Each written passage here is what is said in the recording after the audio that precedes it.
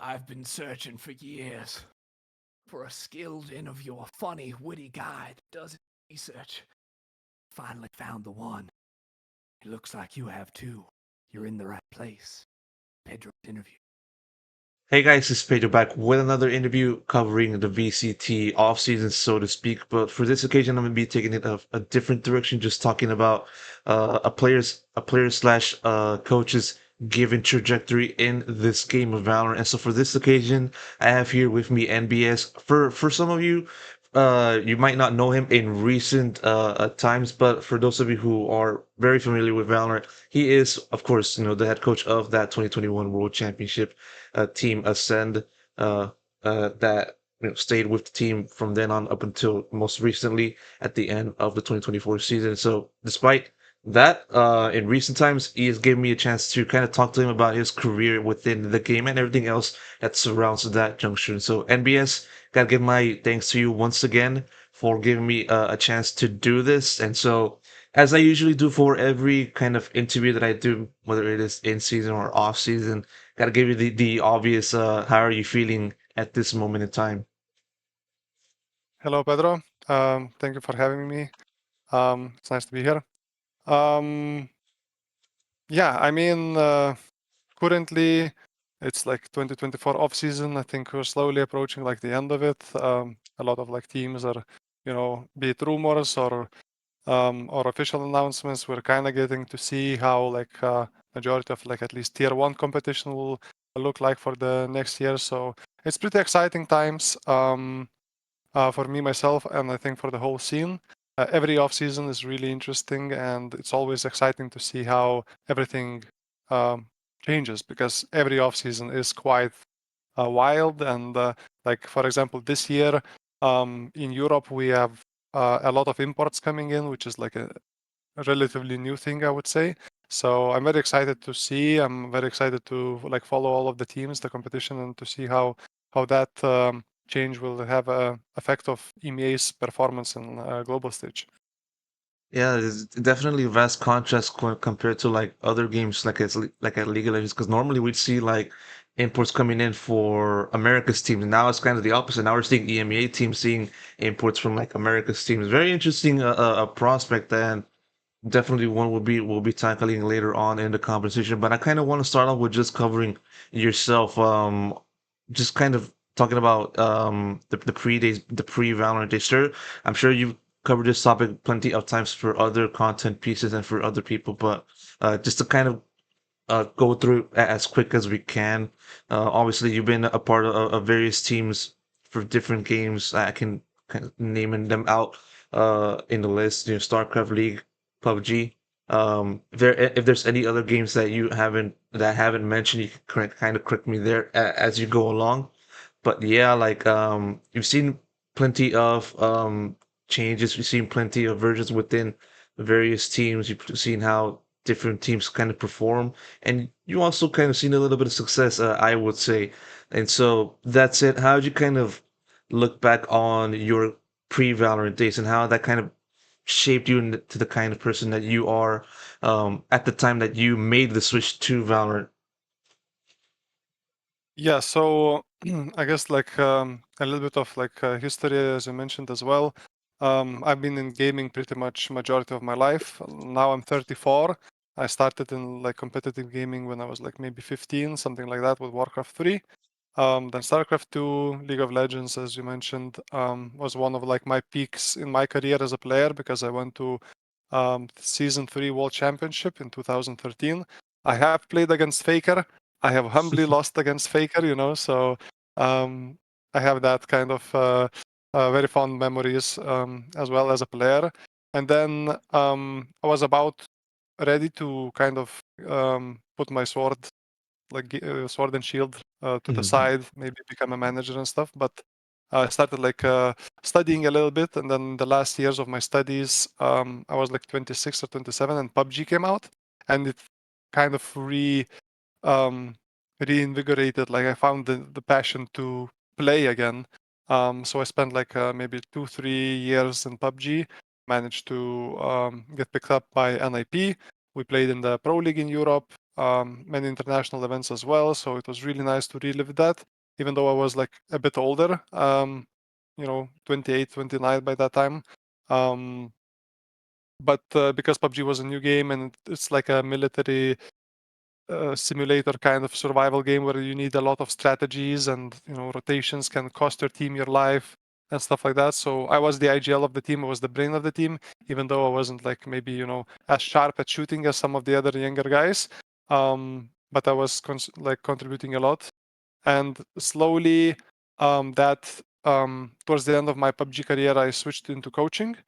I coached. That was like the first real time where I coached under contract. I coached Wildcard, an NA organization based team like in PUBG, and we quickly made into like a LAN event in Sweden. I met with the guys in Sweden. We played like in one of the bigger like international events as well. And then shortly after that, I only coached PUBG for like 2-3 months maybe. It was very very quick transition. And Valorant came out. And because I had really good and close personal experience with Riot from my previous pro years in League of Legends, I really wanted to make the switch. I'll be honest, PUBG is a wonderful game, but when it comes to some decision making, when it comes to PUBG Corporation, it was rough. It was rough being a pro player. Feedback was not always listened to and all of this stuff. I won't go into too much detail, but it was rough. It was stressful. Meanwhile, during my time in League of Legends, when I was under the wing of Riot Games, it was none of that. I really liked working with Riot from before, so I decided, okay, I'll give it my all. I'll try to get into Valorant from ground level. When the first teams were kind of coming out, Fish 123, Liquid G2 making their teams in early like 2020. I too found like a team. It was a Lithuanian mix with some of the guys that I knew from PUBG, and I basically invested a full 2020, like a full year, into figuring out what do I want to do in PUBG. Is it coaching? Is it managing? These kind of things. And throughout that year, I helped the team with like everything. I coached a little bit. I managed. I did the socials, edited like all of the social stuff, photos and stuff. Contacted with Riot to give like all the information that is really required from the player. So pretty much everything from A to Z for that team. And I've decided in the end of the game I want to be a coach. I saw myself as a coach. I like to have the closest relationship with the team as much as possible. I'll be honest, I think being a coach is kind of extending your life as a player, if you can say so, because players' careers are short. But when you're a coach, you keep the connection with the team, with the competition, with the game at a really close level. I think once you go into like managerial positions and head of esports, all of those things, like all of those positions are really needed and necessary. However, it's more like a little bit more like administrative work, and you don't have that much connection to the team and to the game itself. So I wanted to stay close to the team, to the competition, and I decided to pursue my career as a coach. And luckily, shortly after the 2020 season ended, I got approached by Acend. They were entering the scene. I knew their head of esports from back in the PUBG days because they were known as Raise Your Edge before. They had like a PUBG team as well. So connections came in they're handy a little bit as well. I mean, that happens in esports when you're around for as long as I am, So people knew me. They knew that I am hardworking, I guess reliable, and they gave me a shot to build a team. And it was me and koldamenta that we started the project. And yeah, we successfully built the team. 1 month later, we won Masters 1. End of the year, we won championships. So that was basically my esports kind of career in a nutshell, and transition into Valorant as a coach. Yeah. I definitely do appreciate that overview and kind of want to pick apart, the different time phases because, like, in many ways, it's an entire history in itself. And so, yeah, now I kind of want to touch upon the first team that you were a part of, the team that you managed, the Lithuanian stack, nolpenki. And looking back on it now, well, at the time, it was a roster made up of like basically rookies within the Valorant scene, because of course that was literally around the time the game was launched, so of course rookies. But still, like, looking back on it now though, like, we've seen players kind of emerge from that time to eventually become major parts of the Valorant scene in its heyday, or in the present. And one of the people that kind of stood out in that regard is like Boo, Sender, Destrian, these kinds of players that have been in tier one, and also people that kind of stood in for a few occasions, Roxy, Doma, those kinds of players in addition to cNed. Um, I mean, looking at back on it now is a kind of a matter of how did you kind of form a team with these kinds of players. And so I asked to you, like, what did you kind of see in terms of building a roster and just finding the right players to kind of play together and manage them in a way that they can, like, from that point on, go on to have like a pretty successful career? So I think there's like a few different variations of rosters, and I'll touch on every one of them. The very first nolpenki iteration, when it was like full Lithuanian stack, I just joined them. I didn't form the team. I joined, like, they formed it themselves. So it was like with Destrian, with Boo, with Vac, and a few others. I just joined them. We played for a couple of months. The results were mixed. And in the end of the day, we decided to pursue like an international team. So that's when the second iteration of nolpenki was born. It was with Vac, cNed, Zeek, Sidish, and Jesmond, I think. Yeah. And many of players from that iteration actually, as you mentioned, they went on into like big tier one, names, organizations, and stuff like that. Like Jesmond was part of Vitality, Vac was part of Vitality as well. Zeke went into G2, and cNed, well, we picked up him in Acend. So when we formed that team, we were really looking for. It was very simple because we're like a mixed team. We don't have long-term goals. We want to form as strong team as possible right here, right now, and win some tournaments.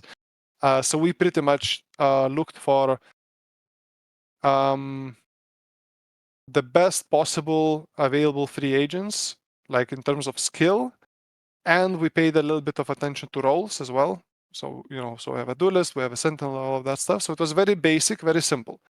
High skill players, and the roles would fit.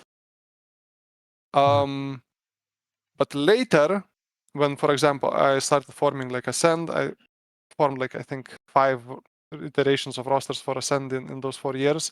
2 completely new ones, and then a couple of rebuilds mid-season and stuff like that. So when you actually have a backing from organization, when you're building like a longer term project, then you pay attention to way more things, not just skill and role.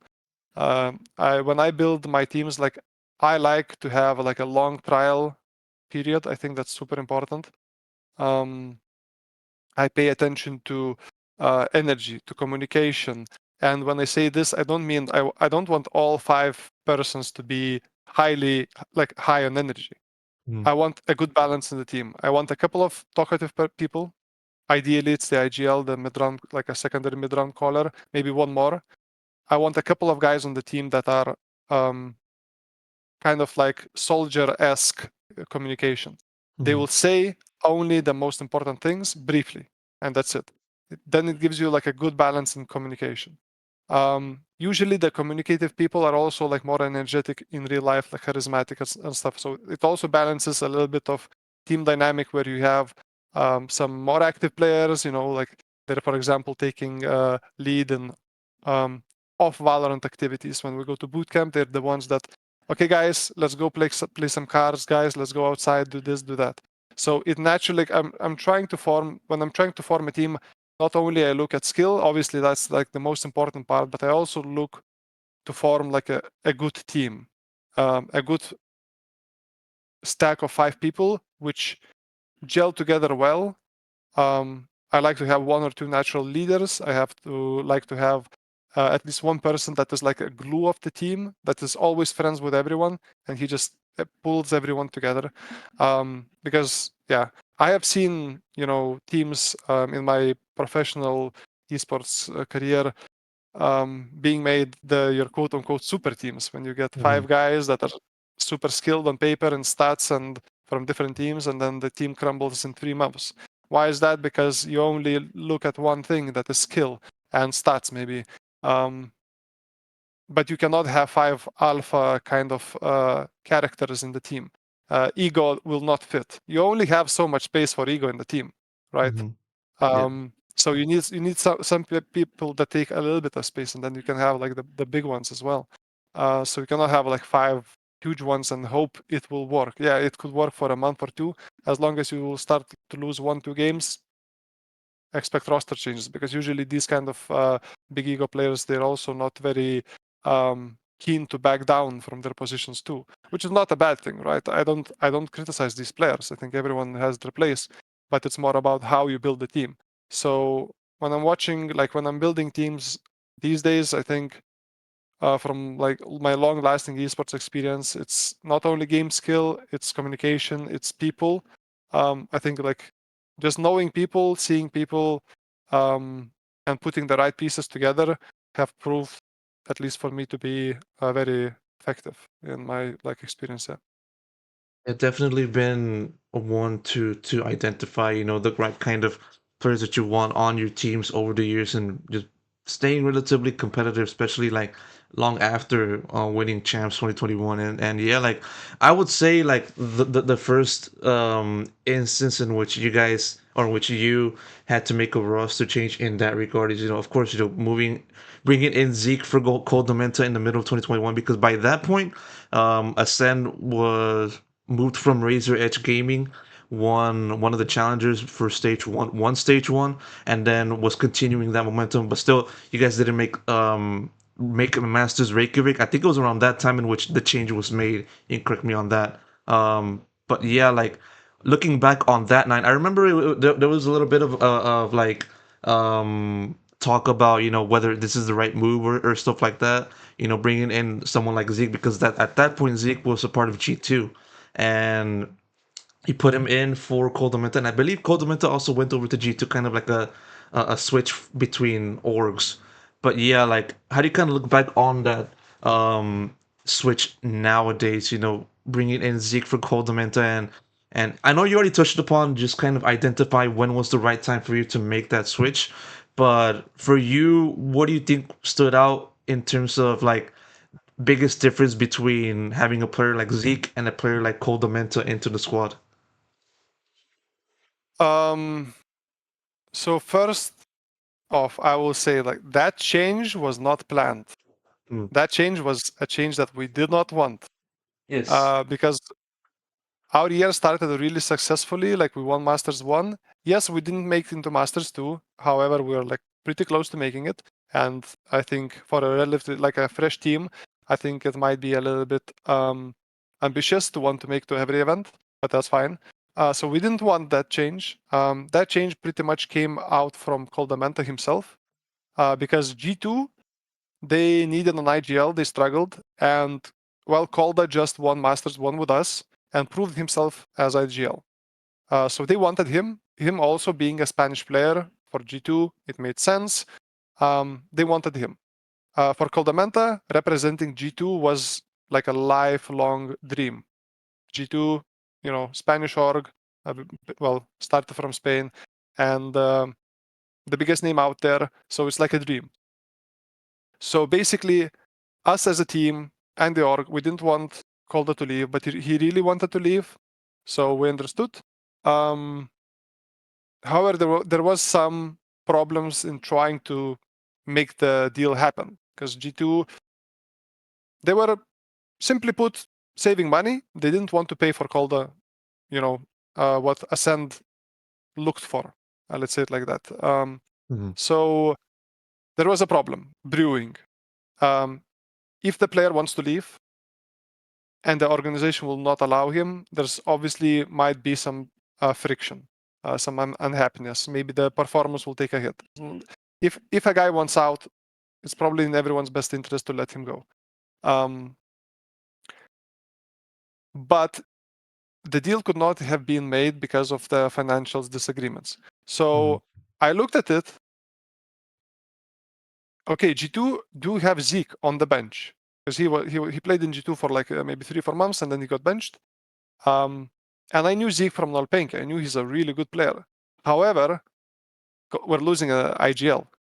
And koldamenta was like a pretty controllive, strict IGL that likes to have everything under control. He likes to do all the prep himself. He trusts in his own like calling and his instinct. But he's also very like very strict and assertive. Let's say it like that.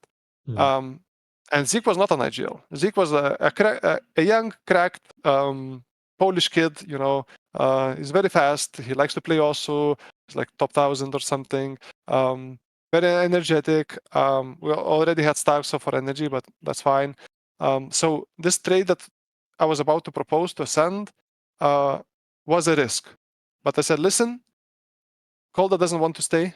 You guys cannot reach a deal. We will need a new player if Kolda leaves. How about we do this trade? Propose G2 the trade. Maybe, you know, sell Kolda for Zeek and maybe a little bit extra. And Acend took this advice from me and they actually did the deal. I think G2 paid like a little bit extra on top. I don't know the exact numbers. But we basically made the transaction happen. And now we don't have an IGL, but obviously, like we didn't do it blindly. I spoke with BoneCold because BoneCold was IGLing previously in like tier 2, tier 3 Finnish teams. So our idea was, okay, we're getting Zeek, we're improving firepower, and we will give BoneCold a chance as IGL.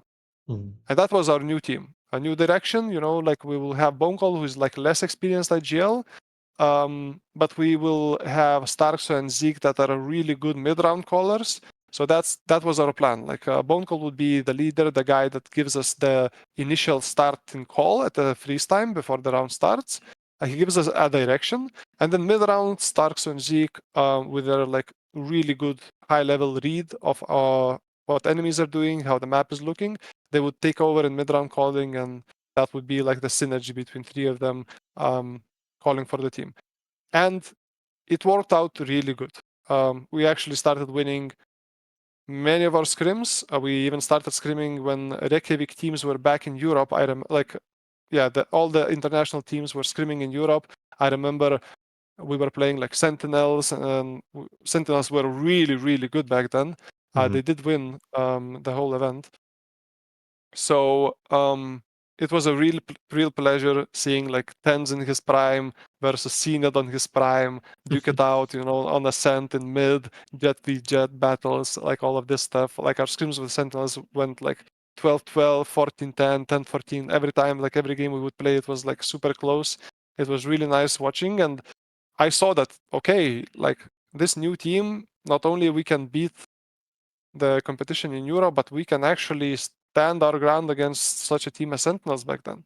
So our start with that roster was really nice, promising, and yeah, like eventually it showed that it was a gamble that paid off pretty much. I want to ask you also just sort of it's a two-part question, but still enough for me to ask. Just sort of how did you kind of view the meta during that year in 2021? Because at that point it was still like fairly new to the game. People, I would say, were still trying to figure out, what's the main strategies. I remember also this talk about, Asher being new and whether or not she was going to play a major role around Reykjavik. And also on top of that, you had Zeke obviously putting into like the secondary duelist role, behind cNed because of course, who would beat cNed on that role, in 2021, and it mostly put him on race duty. I remember that also. So two-part question: how'd you kind of view the meta in 2021, and also like how'd you kind of view just sort of Zeke's new role into this squad? So meta, I think, was pretty simple. There was obviously a lot of things that have not been figured out yet. Like as you mentioned, Astra was like relatively new agent. People didn't really know how powerful she was. People were playing her a little bit here and there. A different agent I would like to, now looking back, 4 years ahead, Viper, like if you think about between 2021 and now, Viper got nerfed maybe like 5 times. So imagine how powerful she was. And people were playing a little bit of Viper, only in Viper maps. But if you would go back now, I think everyone would play her in every map pretty much because of how strong she is. So yeah, people didn't really have like the whole game figured out just yet. I think it was mainly very simple, compositions. Like it's like you have your Jet best agent in the game back then, I would say. So you'd also naturally want like an operator user, so you can get more value out of Jet. One or two initiators, one controller, one sentinel, like very basic stuff. Or sometimes you would put like one of the initiators and play like a solo Sky, for example. That on Bind it was really meta. Like Sky was really strong. She could be like a part-time duelist, part-time initiator kind of agent.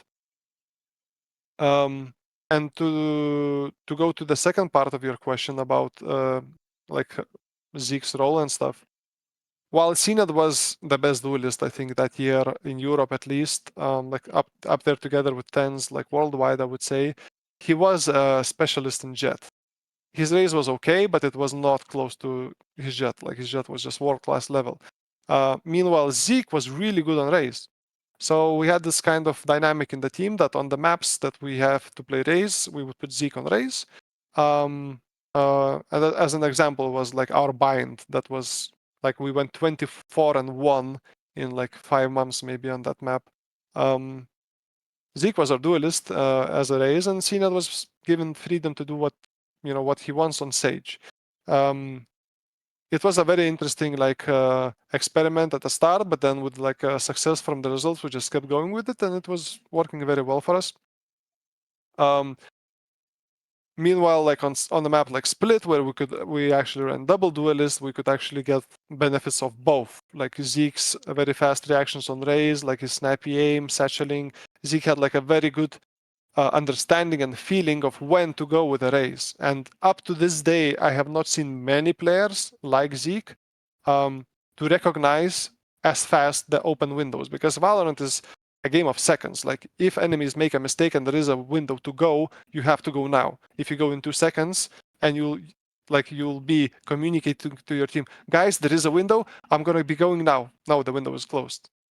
When it's open, you go and you say you're going, and then you hope your team follows. So that's how our pretty much split went. We had like a explosive composition with both like Zeke and cNed leading the charge and playing, the Acend comp that I actually played for a couple of more years after, and up to this day, I'm pretty confident I can make the comp work. Even though people have been memeing about the comp since 2020, but who are they to say when the results speak for themselves, right? Of course, I definitely do understand that, and yeah, like now pivoting back towards the timeline of 2021, you guys were obviously improved to the point where you guys qualified for Masters Berlin, and it was around that time in which people started seeing the ascension of well, of course, your team, but also Gambit and also other teams like Envy, and also like the regression of like Sentinels, because at that time they didn't make or they did make playoffs, but they lost to Envy. But still, like that, around that time, you guys were kind of in position to contend for the title, and then that's when you guys faced against 100 Thieves, and people, of course, I definitely do remember that match against 100 Thieves. Being around 12 to 7 up or 12 to 5 up, can't remember, but that was on the third map, and then 100 Thieves came back to eliminate you guys from that competition. So looking back on that time, how do you, well, more specifically looking back on that match against 100 Thieves, what kind of uh went wrong around that time, if you can remember? So back then, leading to Champions Berlin, yeah, like as you mentioned, like there were, from Europe, people were starting to talk about us and about Gambit. I think the main Gambit talking point came after Reykjavik, when a lot of international teams scrimmed in Europe for preparation for Reykjavik, and Gambit just, put everyone down to the floor because they were really good. So going into Champions Berlin, like our 2 teams were like the ones to watch. What happened in Champions Berlin, I would say for us, it was a very simple fact of lack of LAN experience. Because back then, even though we did win Masters 1, it was online.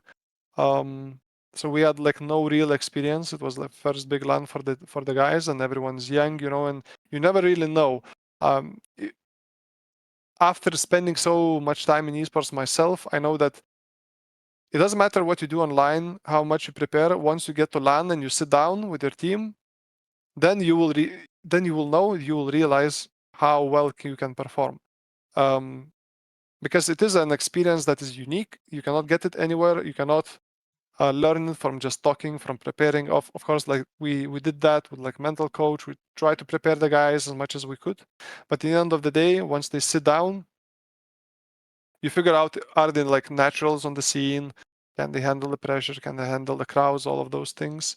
And that tournament we actually started pretty well.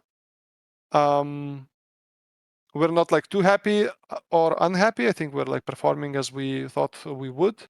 And up until that 100 Thieves games, which we were very confident that we would win.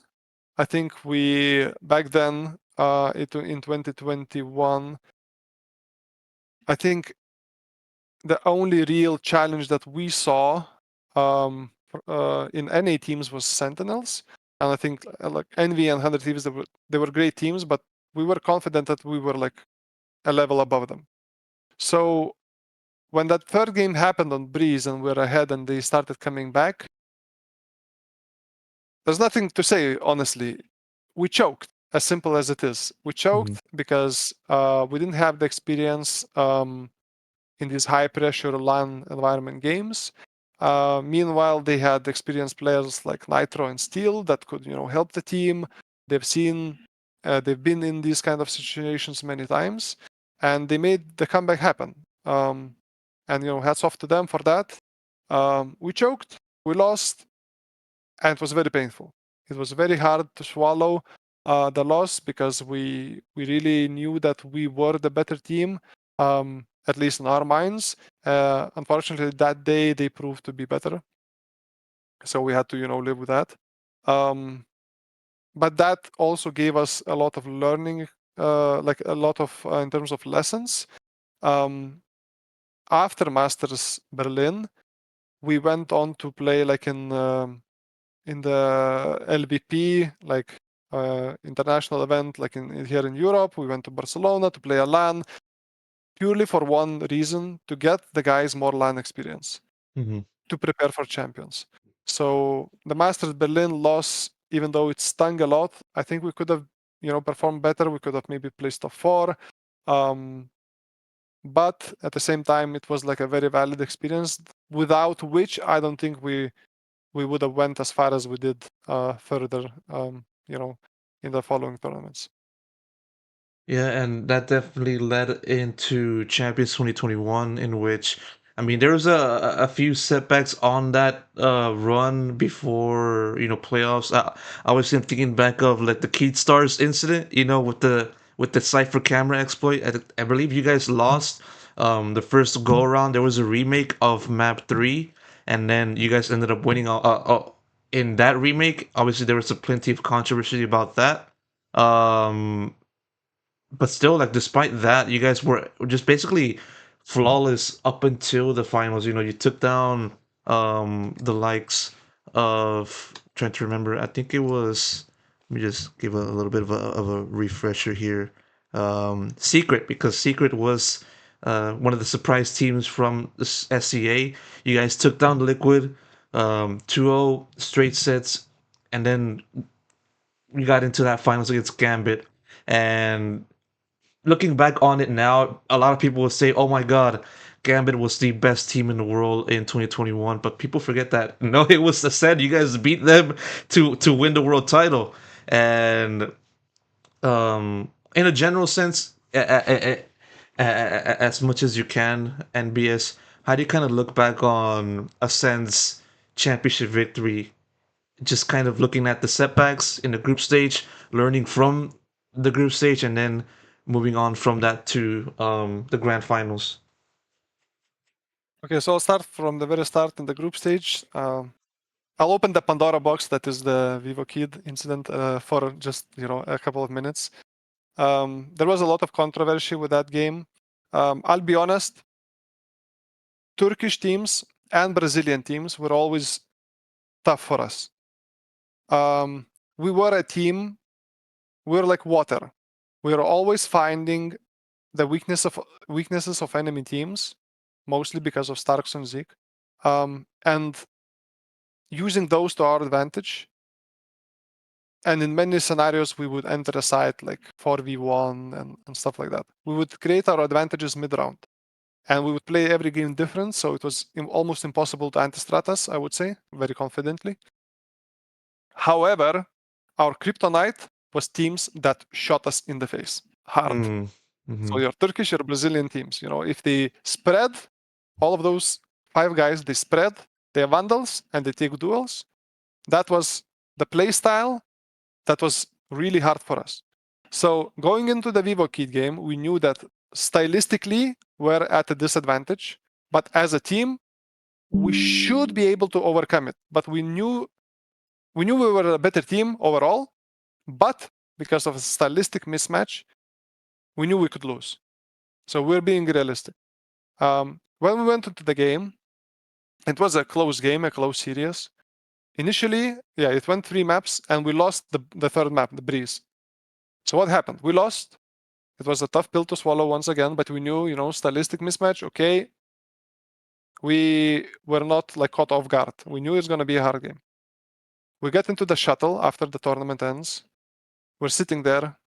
Usually, maybe 5-10 minutes, everyone groups and you go to the hotel. We're sitting there 5 minutes, 10 minutes, 20 minutes, 30 minutes. What is happening? Why are we not leaving? And then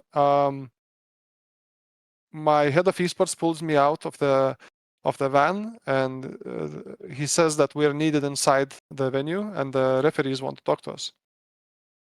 We go there and we have like a conversation with the head admin or like the head referee, and they tell us that they found out that Vivo Kids were abusing like a banned cipher camera that was seeing through the textures. So we asked, what does that mean? And they initially told us that because they used that glitch, they would forfeit the map. That means instead of losing 1-2, we win 2-1. Mm-hmm. That's that. Okay, we have been sent off back to the shuttle, back to the hotel. A little bit of a roller coaster of emotions. I don't think any competitive person likes to win in such a way, but when you're being given a gift, you're not gonna say no. Like you can't. It's not in your power anyways, right? It's in the admin's, it's in the referee's power. So okay, we've been given a gift. We won, sure. Even though if we lost, we were not out of the tournament anyways, so it was just the group stage. So yeah, we come back to the hotel and then we're preparing for the next day. It's getting late, and then we get like informed again that the decision might be changed, and that we need to wait for updates. So we're waiting for updates, maybe until 1-2 a.m. It's getting really late and everyone's nervous. Like, it's a very unpleasant situation. We don't know if we have to play, which team we have to play. Do we have to play next day against the kids again? Or do we have to prepare for the next game against Envy? Like, we had no idea.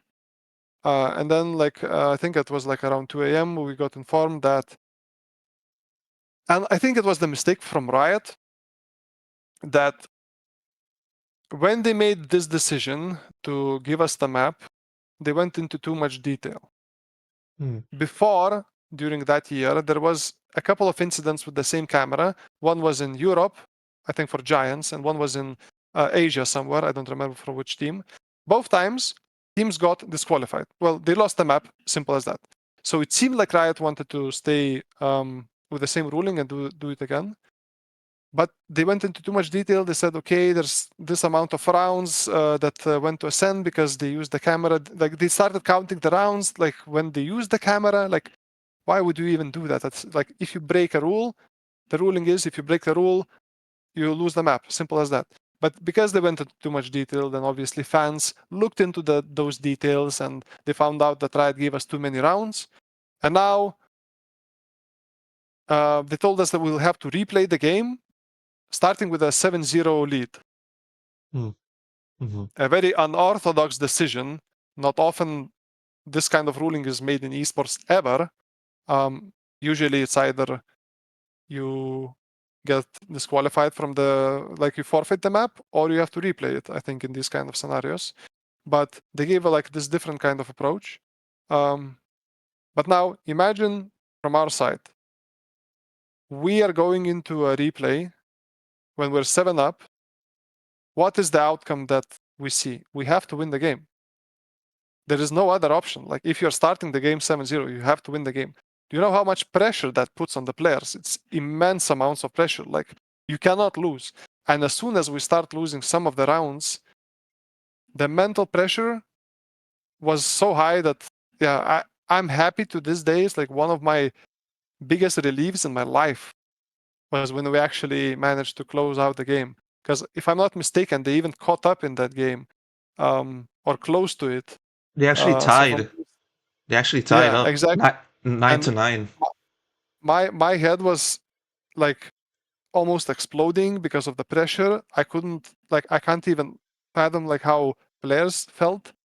So us actually getting the grip back onto the game and closing out the game, it was such a relief. And I do not want, I wouldn't envy this kind of situation. Like, I wouldn't wish it to anyone, because it was just bad. Doesn't matter which point you look from. Obviously, the PR nightmare. Our players got attacked by, in Twitter DMs by Yeah. a horde of Brazilian fans and stuff like that as well. It was really stressful.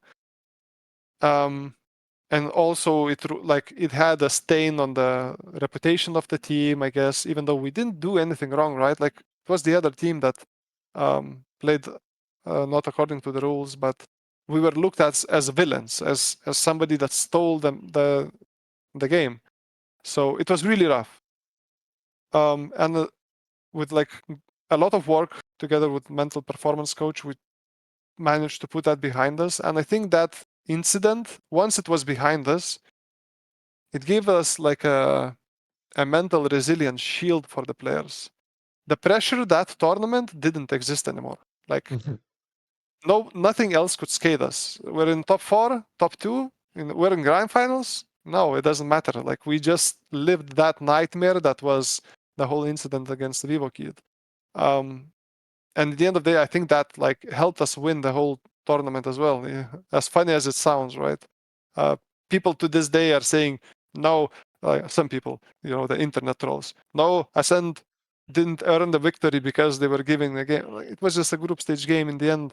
But I think if that didn't happen, we actually might have not won the whole thing, So it kind of helped us, not by the fact that we won the series. I don't really care about that. But I think by the whole experience of having to stay tough to live through this kind of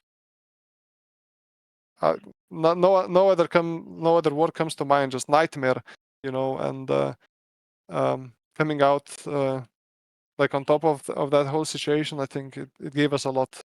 And then moving past the Vivo key thing, about the rest of the tournament, Envy was mentioned as one of the favorites coming from NA back then as well. I think by the end of 2021 they were as good as not, if even maybe better than Sentinels. We had them in our group. We beat them. We're confident that we would. They gave us really good games, though. It was very enjoyable to play. It felt like one of the best teams in Europe against one of the best teams from NA. It was like a pleasure. Secret, as you mentioned, they were on the up and coming, but I think back then SEA teams were still a little bit behind. So it was, I think, one of the easier games probably from the whole tournament. Even though they did play well, and I think overall they performed better than I think everyone expected them to. And then one of the more interesting games we had was against Liquid, because Liquid were coming in very hot. If you remember, it was end of 2021, in September or something, Nevera joined into Liquid, and since since he joined into Liquid, they were, I think, going flawlessly pretty much. They beat us in the Red Bull home ground, even though it was like close final, but they did beat us. And then they were painted as one of the favorites. I think when speaking about the favorites of the tournament, was like Liquid, Gambit, Envy, and then people were saying, okay, maybe Acend because they're also looking good and stuff like that. So the series against Liquid, it was, in my opinion, a little bit of underperforming from their side. I think we played to our standards. We were just playing as good as we can. I think we're like in our top form, especially after the Vivo Kid incident. We're actually, pardon for my French, but players were not giving a shit about anything. Like they were just enjoying the game. They were playing their hearts out. They were having fun. And that is the most dangerous team. When the team can do that and they can do it together, it is a very dangerous beast. So we were playing our best game. And I think Liquid, in that series, they didn't deliver as good of games as they could have. So we did win that series. And then the finals against Gambit. Gambit were our brothers. I don't remember how many scrims we played that year against Gambit, but it probably should be like 30, 40, 50 scrims against Gambit during 2021. We were constantly, we were pretty much unofficial scrim partners. We would accept all of their requests. They would accept all of ours. We were like one of the better teams in Europe. So we're like kind of pushing each other. And all of our scrims, they were very even, back and forth. Sometimes we would win, sometimes they would win. So the quality of the scrims were good. We were pushing each other. So we knew each other very, very well.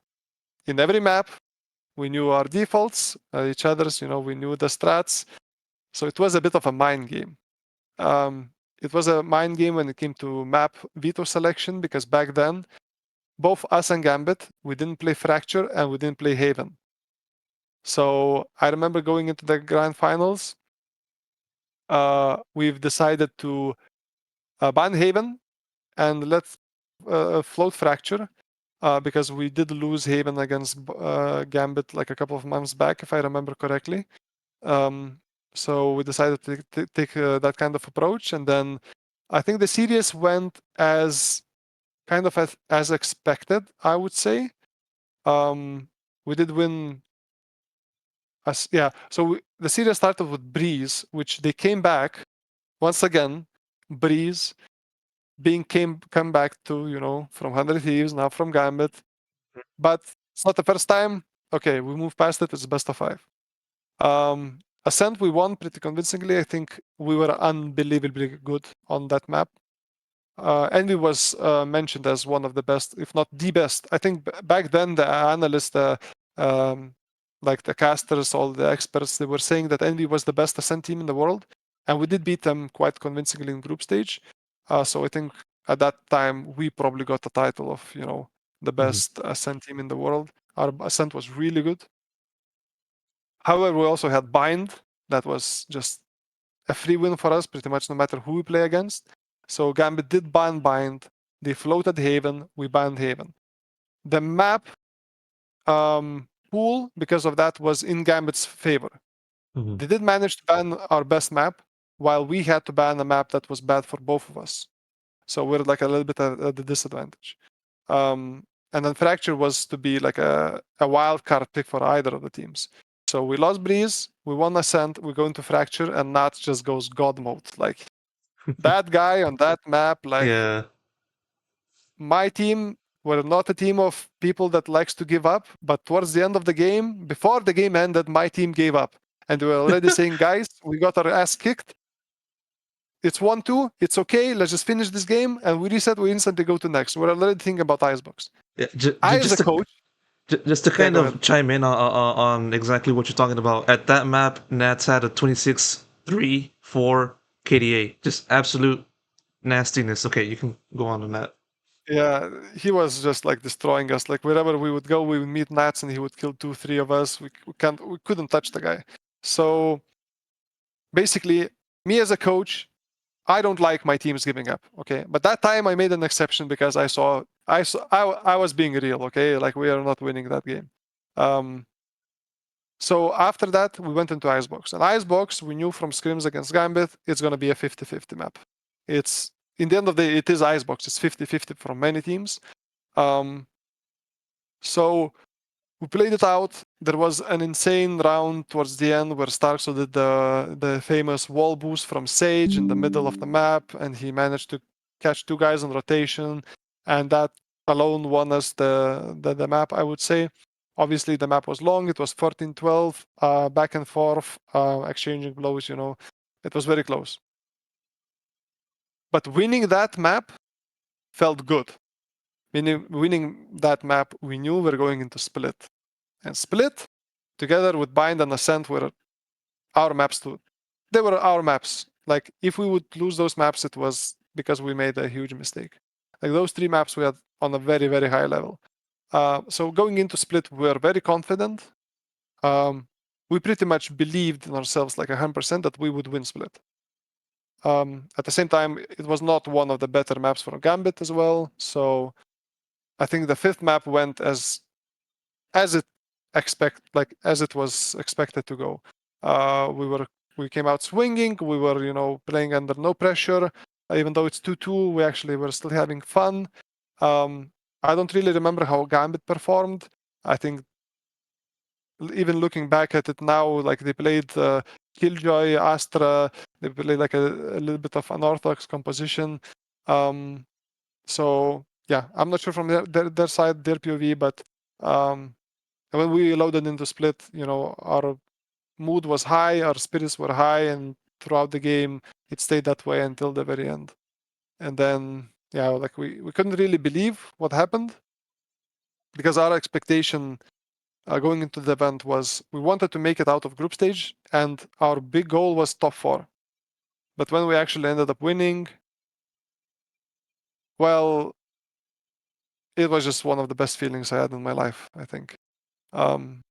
Especially because all of the things we had to go through with the Vivo kit stuff, with choking on against 100 Thieves a couple of months back, people not really giving us as much credit as I think they should have, like the public, like everyone was hyping up Liquid and Gambit, and we were kind of flowing under the radar, so it felt really good winning the whole thing. I cannot say as underdogs, but maybe not as one of the favorites, So we showed that day that our team was there to win. We were there to fight until the end, and we did. And to this day, like my personal moment from the tournament was not the win, though. It was when us and Gambit we walked out on the stage for the grand finals. Like they had the whole camera zooms in, the music starts. It's the first music video, like the first music made for Valorant. It's the first World Championship. The brimstone music, dun dun dun dun dun, like all that Yeah. thing. And then we walk out from the whole thing, like with the lights and Redgar and Bone Call just waving to everyone, like hugging each other and stuff like that. Like that walkout for me is something I'm gonna cherish in my heart until the rest of my life. And that was my favorite moment of the champions, even though we won it. Winning Yeah. it was the second most favorite part. But that walkout, I don't know, like, our brotherly bond with Gambit was also one of the reasons, I think, because it felt that win or lose, we're not going to be unhappy because Gambit deserve it. We deserve it.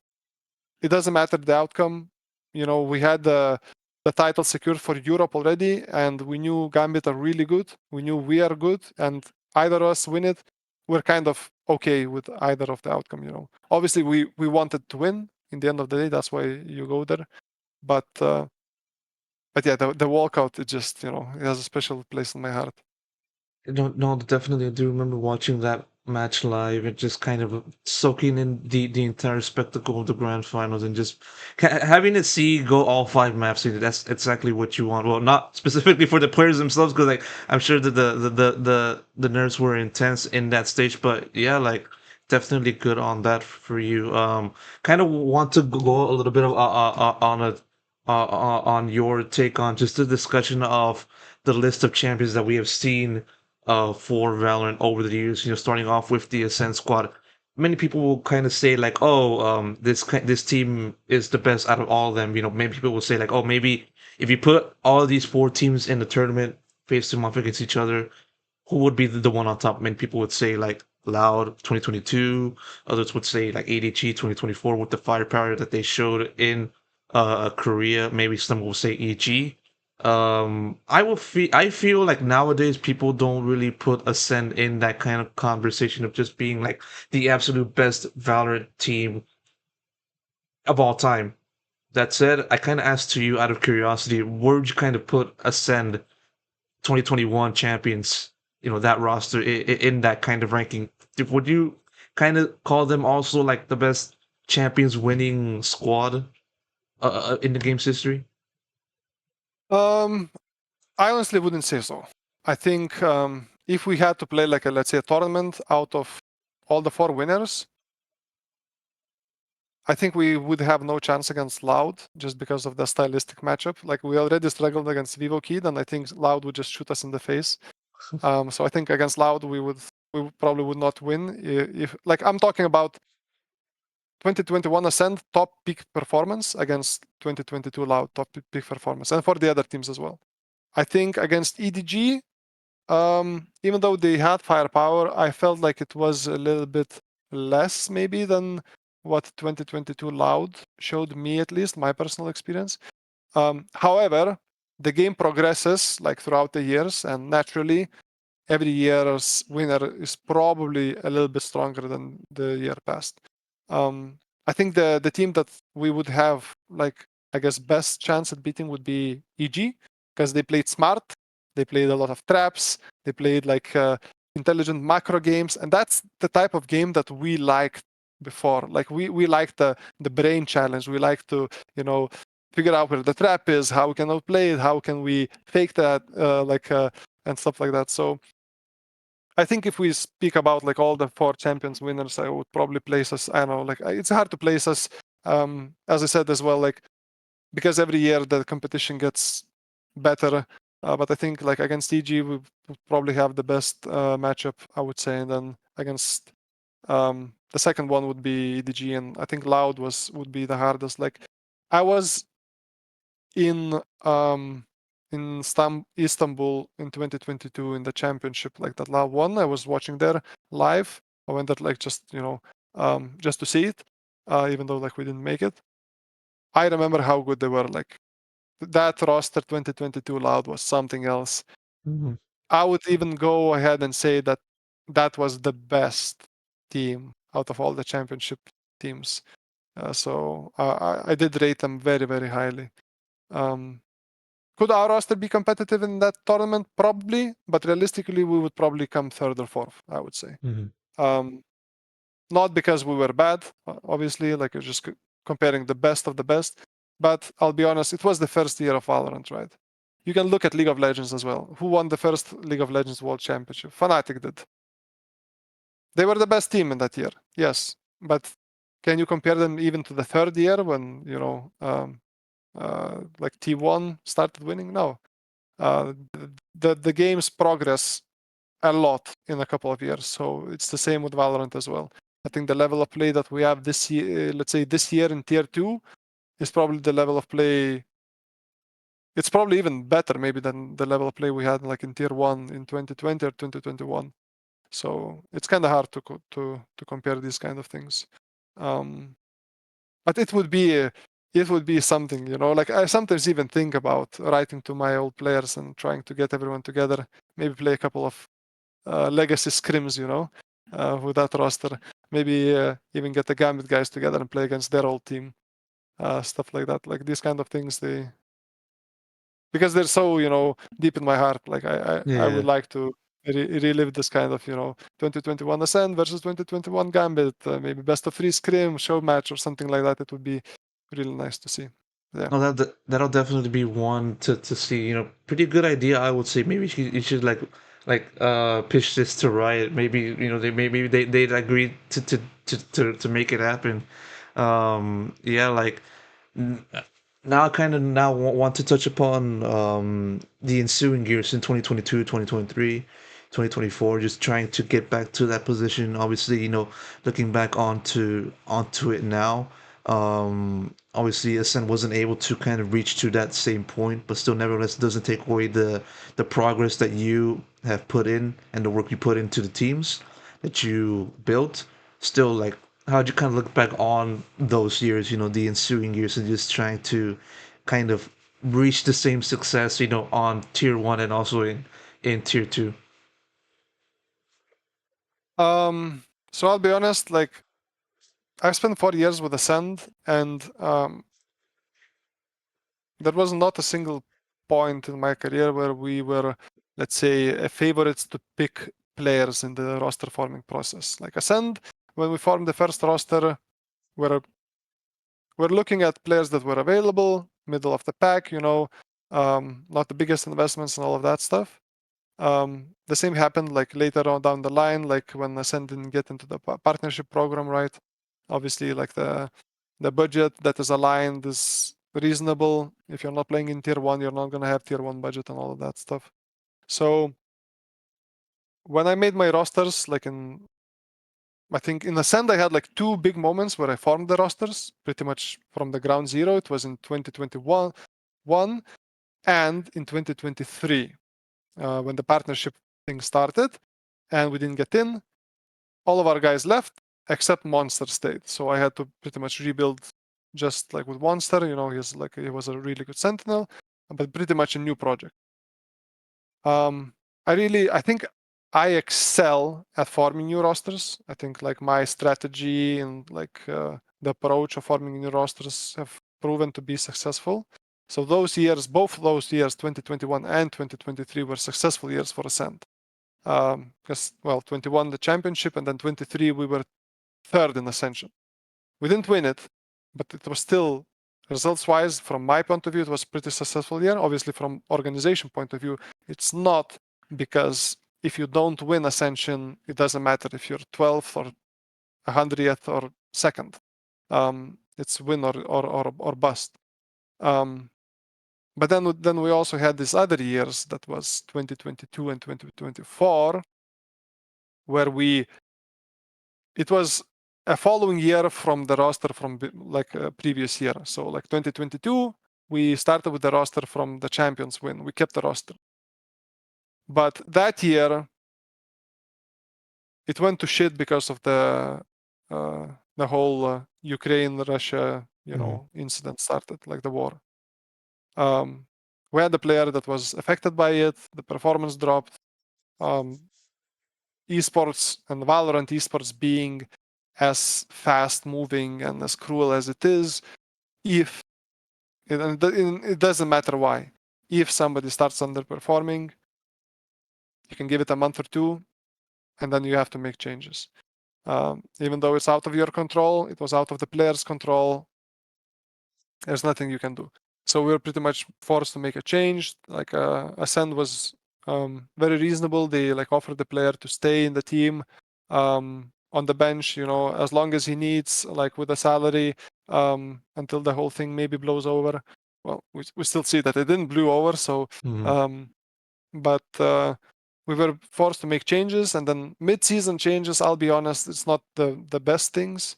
In mid-season, you don't have the pool of players, like it's maybe 5% or 10% of what you actually have in off-season.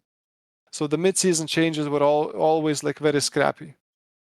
And we had to make a change. We've actually decided to make 2 changes because of other reasons.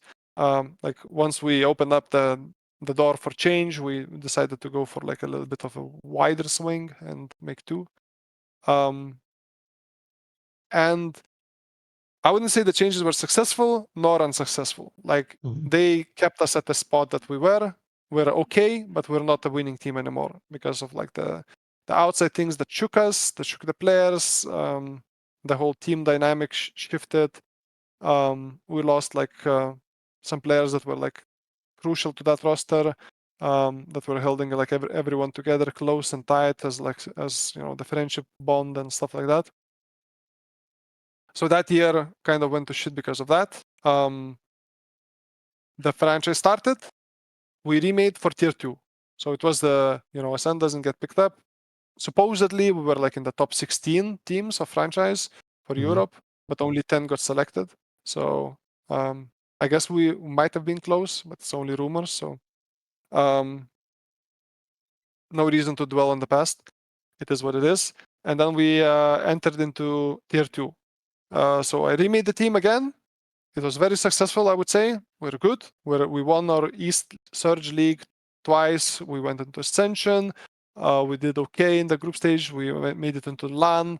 And then in LAN, we also started okay. And then it was the whole who will win, Ascend or Apex, with Apex being the favorites. And there was good reason why Apex were the favorites. Their budget was probably twice as big as ours back in 2023. So when I formed the team, I can say it probably because it's been a few years already and the rosters have changed. But when I was forming 2023 Ascend, I wanted a couple of players that Apex took. I wanted Magnum to be my IGL. I wanted Mystic as controller.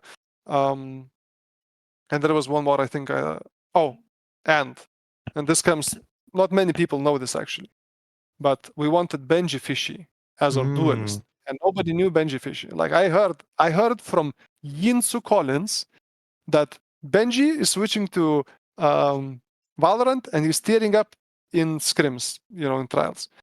We trialed him. He was really good. We wanted him.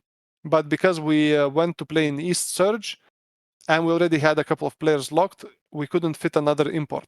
So we couldn't get Benji. We needed an East national player. And then we looked at our options and in the end we decided to go with the live. But yeah, basically that year we were supposed to be Apex versus Ascend, and in the end, Gentlemates, went on fire on a really sick run.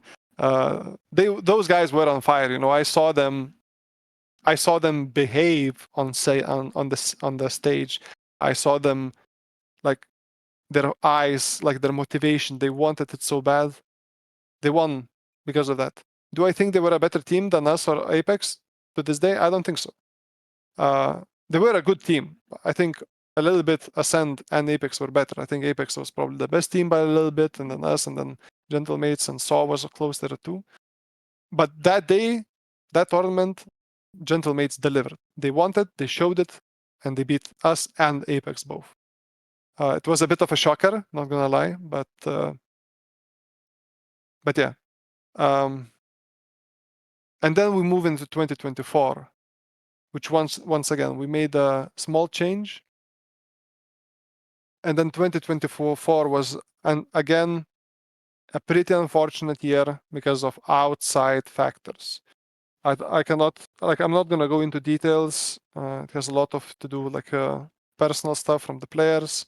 But it was a plagued year for us as a team. We couldn't perform because of these outside factors weighing in a lot, and our performance was 80% at best, and 80% was not enough. We placed 5th in the first split. We made changes. Changes did give us a little bit of freshness in the team, but once again, they were mid-season changes. We took a big risk. We took a rookie that didn't play much before, and our performance was a little bit better maybe with the previous roster. We placed 3rd in the second split, but it wasn't enough to make Ascension, and pretty much our year was over. But yeah, briefly, I think as a coach in Ascend, I had 2 good years, and then we had two years that were pretty rough because of different various reasons. And it is what it is. And now with all the tier 2 things happening and rumors in the off season and blah blah blah, Ascend has decided to step away from Valorant for the time being, and my time with them has ended. I really cherish the moments. I like the club. I passed on some good opportunities before to stay with them. A couple of years ago, I actually could have went to NA as well, coach MAT and stuff like that. But I wanted to stay with Ascend because I knew the people, I knew the project, and it meant a lot to me. Even though the benefits, the money, some other offers were better, but Acend was my home, so it was Yeah. really sad to see the news of them leaving the Valorant scene.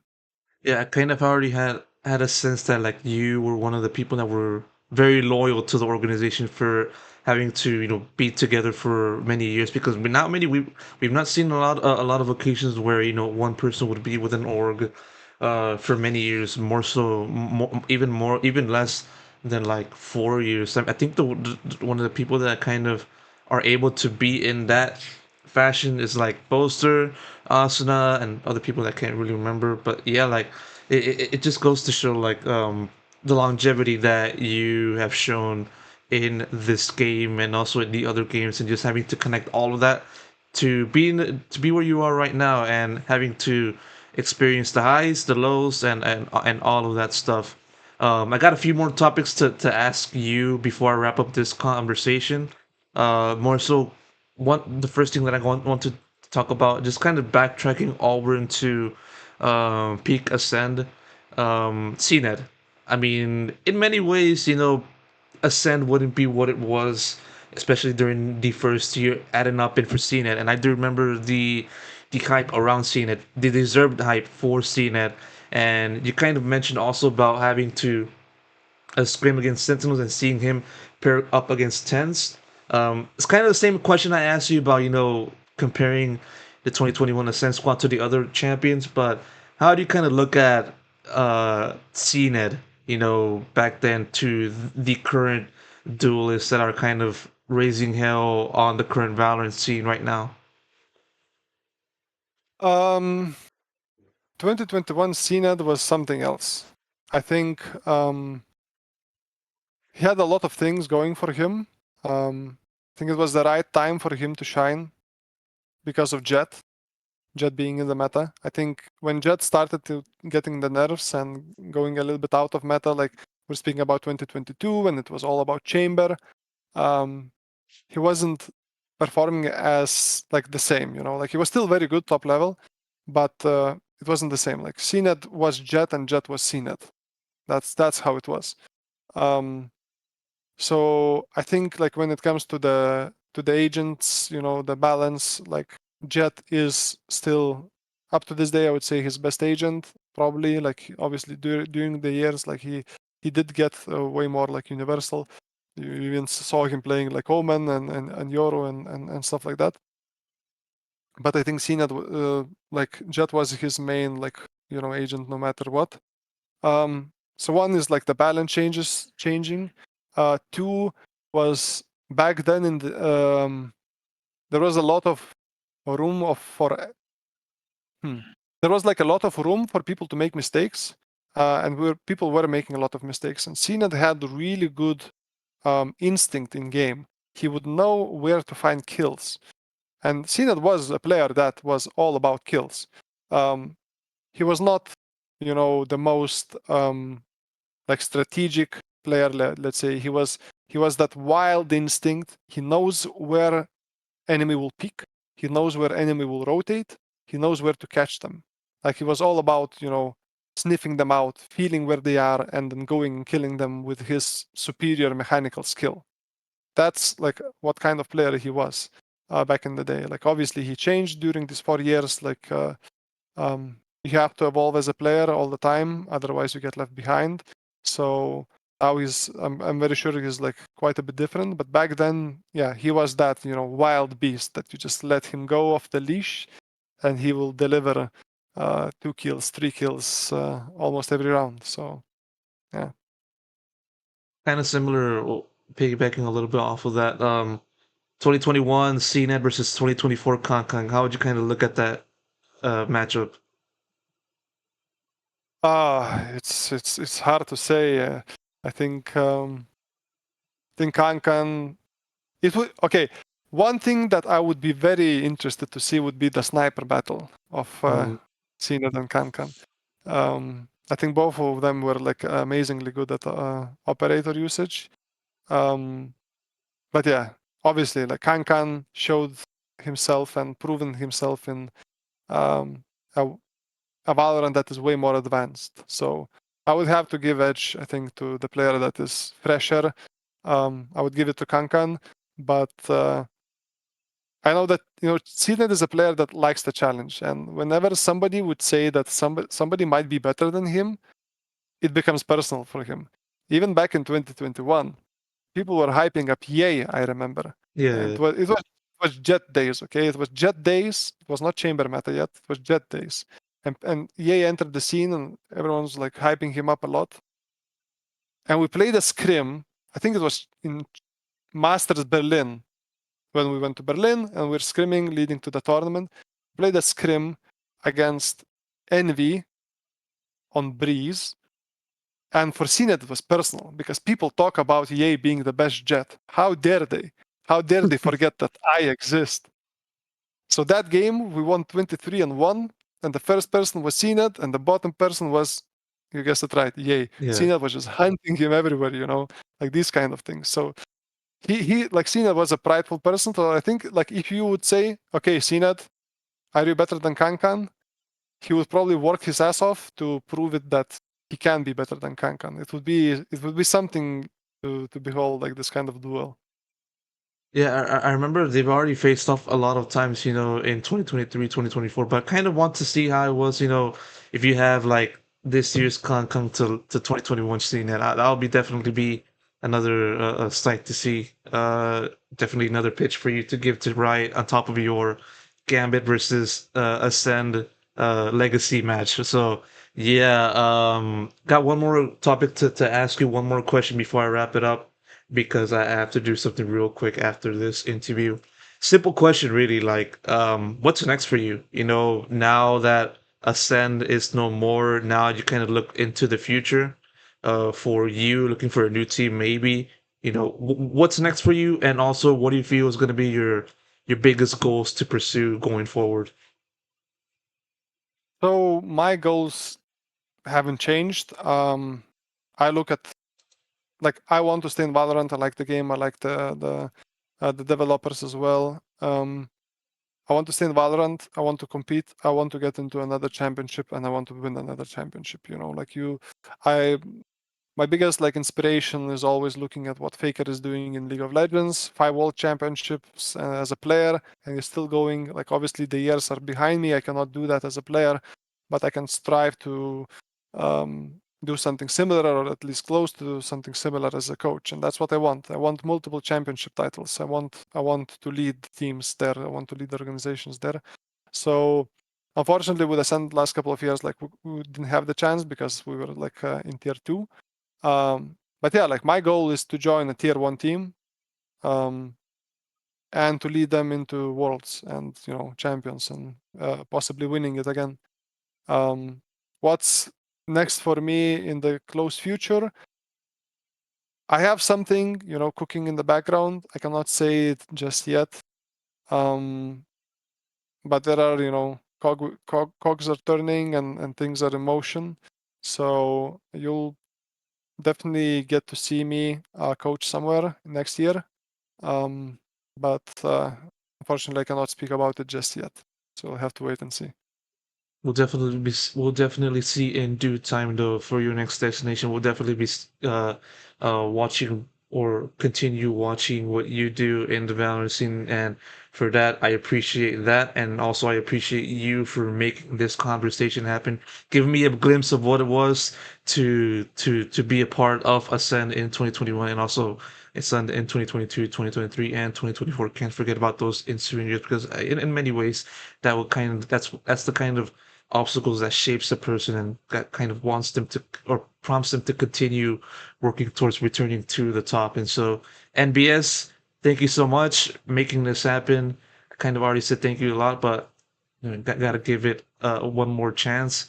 Really appreciate you doing this interview. Hopefully, I can talk to you again in some capacity in the future as well. So, NBS, Pedro, thank you guys for watching, and I'll see you guys in the next one. See you.